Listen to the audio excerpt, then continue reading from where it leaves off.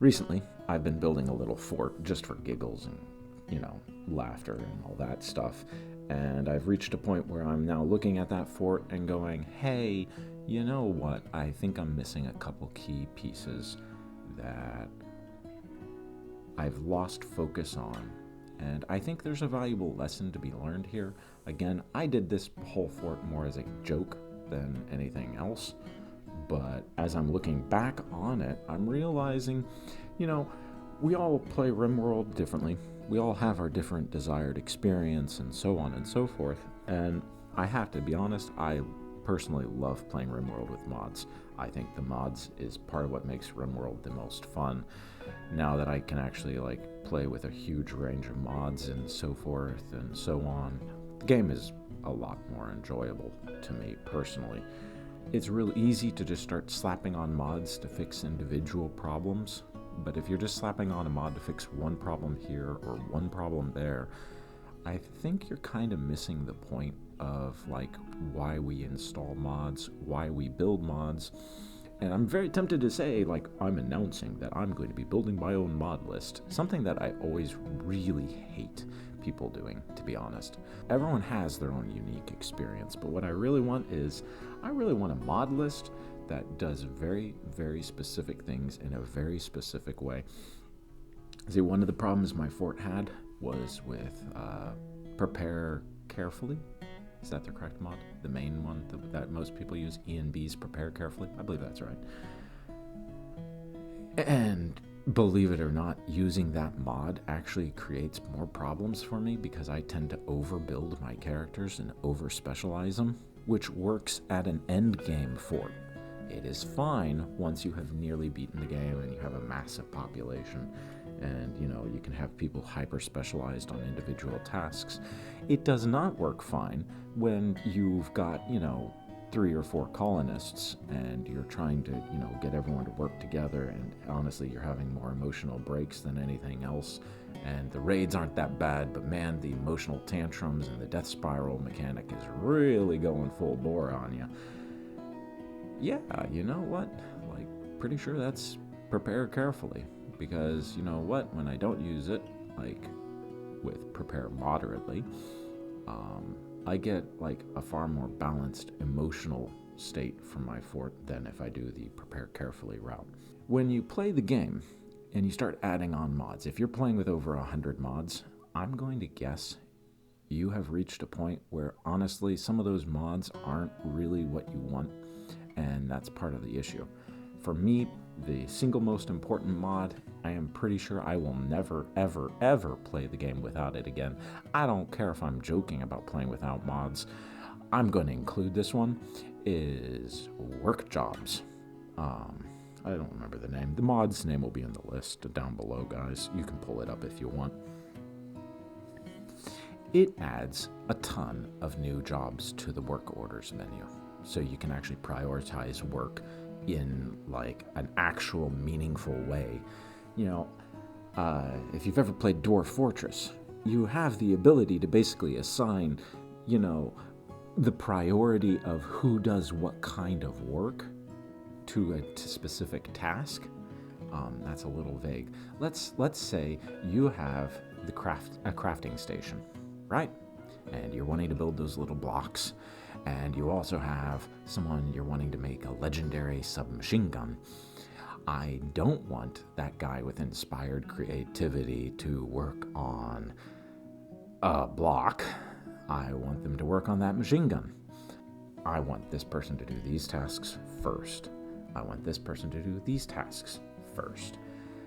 I don't want anyone else doing that task, and you can actually just disable it in the work orders menu. For example, let's take another one, harvesting plants. I don't care who plants the dang thing. It doesn't matter at all. I don't care if you have cutting it enabled. It doesn't matter at all. There's almost no penalty to having a random no-skilled pawn cut down a tree. It doesn't matter. It really doesn't. And the same goes for blighted plants, man. You know what? When there's blighted plants, I want every single pawn running out there and chopping up those blighted plants as soon as possible. And that's kind of my point. Like, man, up until now, I've been manually turning that crap on and then back off. I'm literally not joking. The playthrough I'm playing through, I have spent more time just going in and turning on individual components and then turning them back off again. And it's driving me crazy, because it's like, you know what? I just want any pawn who is available to do the tasks that aren't like specialized tasks. Man, unless if you're like, if you're like my doctor and you're like a level 12 surgeon and no one else is nearly that good, yeah, you know what? I want you to go do surgery first. But you want to know what? I also want other pawns to do things like, I don't know, rescuing civilians and doing emergency field medication, i.e. just like patching up people to drag them back to the prison. Yeah, I don't want like those low-skilled pawns doing surgery.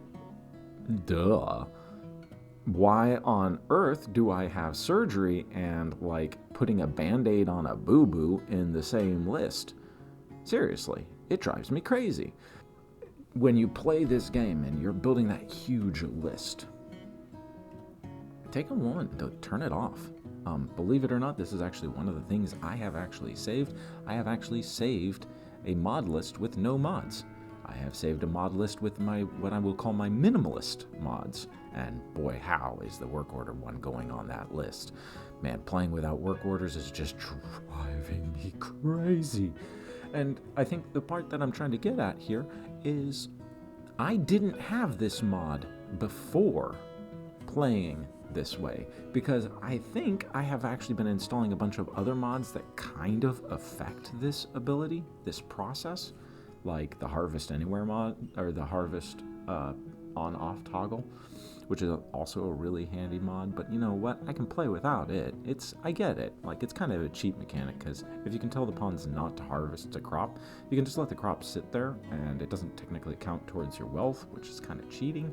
But it also means you can also re-enable it like months later and harvest whenever you actually need the crop. With corn, like rice, that doesn't seem very special, but corn, which has like a 40, 50 day shelf life, as a plant, corn can stay alive for up to a year.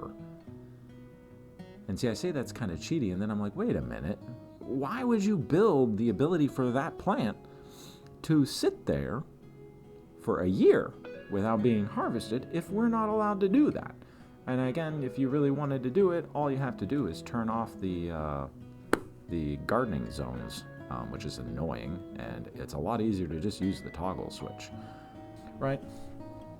Even as I'm just talking about it, I'm like, you know what, man, like, yeah, if I'm having to turn off something other than my pawns, like manually go through and clicking crap just to get the pawns to do what I want them to do in the correct order, that's a problem.